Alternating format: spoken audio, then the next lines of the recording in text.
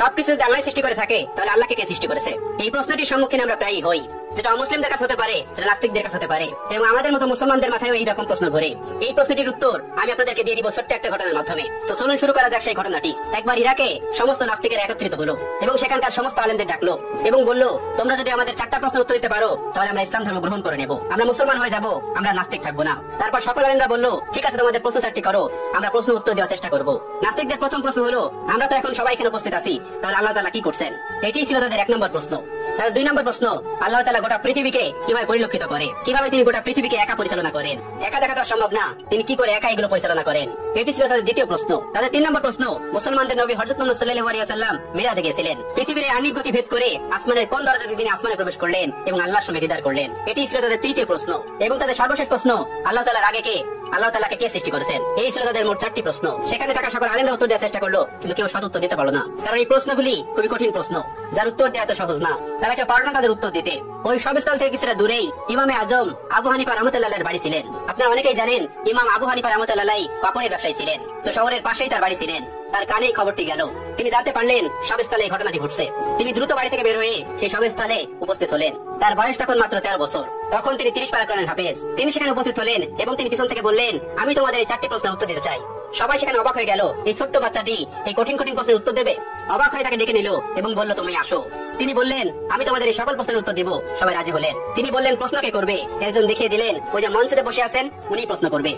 চেয়ারে বসে থাকা ওই লোকটিকে আবু হানিফা রাহমাতুল্লাহ বললেন, তুমি যখন আমাকে প্রশ্ন করবে তখন তুমি আমার ছাত্র, আমি তোমার শিক্ষক, তাহলে আগে তুমি আমাকে ওই চেয়ারে বসতে দাও আর তুমি নিচে দাঁড়িয়ে আমাকে প্রশ্ন করবে। উদ্ভট হলেও এটি তারা মেনে নিয়েছিল। আবু হানিফা রাহমাতুল্লাহ চেয়ারে গিয়ে বসলেন এবং এই নাস্তিকটি নিচে এসে প্রশ্ন করলো। প্রথম প্রশ্নটি ছিল এরকম, যে আল্লাহ তাআলা এখন কি করছেন? আবু হানিফা রাহমাতুল্লাহ তীক্ষ্ণ বুদ্ধি সম্পন্ন একজন মানুষ ছিলেন। আল্লাহ তাআলা তাকে অনেক হিকমত দিয়েছিলেন, অনেক জ্ঞান দিয়েছিলেন। তিনি উত্তর দিলেন, আল্লাহ তাআলা এই মুহূর্তে তোমার মতো বেকুবকে চেয়ার থেকে নামিয়ে আমাকে চেয়ারে বসিয়ে দিয়েছেন। এটি ছিল 1 নম্বর প্রশ্নের উত্তর। সবাই অবাক হয়েছিল, এই উত্তর খণ্ডানোর মতন উত্তর তাদের কাছে ছিল না, তাই তারা এটি মেনে নিতে বাধ্য হয়েছিল। এবার তিনি বলেছিলেন, এবার তোমার দ্বিতীয় প্রশ্নটি করো। দ্বিতীয় প্রশ্নটি করলো, আল্লাহ তাআলা একা এই পুরো পৃথিবীকে কিভাবে পরিচালনা করে, একা তিনি পুরো পৃথিবীকে কিভাবে দেখেন? তিনি তাদেরকে 4 কোণাওয়ালা একটা ঘরে নিয়ে গেলেন এবং সেই ঘরে একটা বাতি জ্বালালেন, একটা মোমবাতি। এবার তিনি বললেন, এবার বলো এই আলোর মুখ কোন দিকে, এই আলোর চোখ কোন দিকে? তারা কোনো উত্তর দিতে পারলো না। তারা বললো, এই আলো তো ছড়িয়ে পড়েছে। তিনি তাদেরকে বললেন, আল্লাহ তাআলা নূরে তাজাল্লির মাধ্যমে গোটা পৃথিবীতে এভাবে ছড়িয়ে রেখেছেন এবং তিনি সবকিছু দেখতে পান এই নূরের মাধ্যমে। এই প্রশ্নের উত্তর নাস্তিকদের কাছে ছিল না, তারাও এটি মেনে নিয়েছিল। তৃতীয় প্রশ্ন করা হলো, হযরত মুহাম্মদ সাল্লাল্লাহু আলাইহি ওয়াসাল্লাম পৃথিবীর আনিক গতি ভেদ করে আসমানে কোন দরজা দিয়ে আল্লাহর সঙ্গে মেরাজ করতে গেছিল? তখন আবু হানিফা রাহমাতুল্লাহ হাতে একটা ডিম নিলেন এবং বললেন, এই ডিমটি থেকে 22 থেকে 23 দিন পরে বাচ্চা ফুটে বের হবে।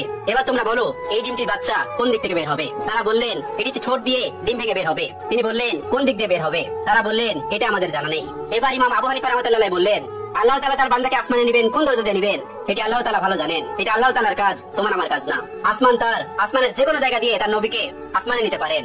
চতুর্থ প্রশ্ন, যেটি সবথেকে গুরুত্বপূর্ণ, আল্লাহ তাআলা কে সৃষ্টি করেছেন? আল্লাহ তাআলার আগে কে? ইমাম আবু হানিফা রাহমাতুল্লাহ বললেন, তোমাদের মধ্যে কি এমন কেউ আছেন যিনি অনেক ভালো অঙ্ক করতে পারে? তখন একজন বললেন, হ্যাঁ আমি পারি। তখন তাকে বললো, তুমি 1 থেকে গুনতে শুরু করো।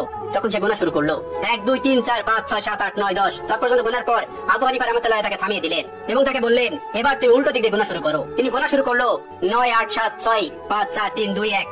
এরপরে সে আর গুনতে পারলো না। এবার ইমাম আবু হানিফা রাহমাতুল্লাহ তাকে বললেন, তুমি থামলে কেন? আমি তো তোমাকে থামতে বলিনি। তিনি বললেন, এর আগে কিছুই নেই।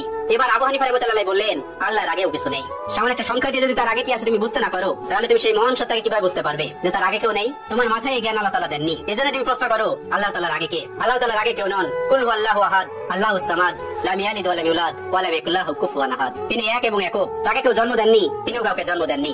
তিনি শাশ্বত চিরন্তন, তার আগে পরে কেউ নেই। এই ছিল আবু হানিফা রাহমাতুল্লাহর প্রজ্ঞা এবং জ্ঞান, যেটি দিয়ে তিনি পৃথিবীকে আলোকিত করে রেখেছিলেন তার জ্ঞান দিয়ে। এখনো তার কিতাব, তার দর্শন দিয়ে মানুষ ইসলামকে পরিচর্যা করে। আল্লাহ তাআলা আমাদের সকলকে ইসলামের পথে থাকার তৌফিক দান করুন, ইসলামের পথে চলার তৌফিক দান করুন, ইসলামের বিধানগুলো মানার তৌফিক দান করুন।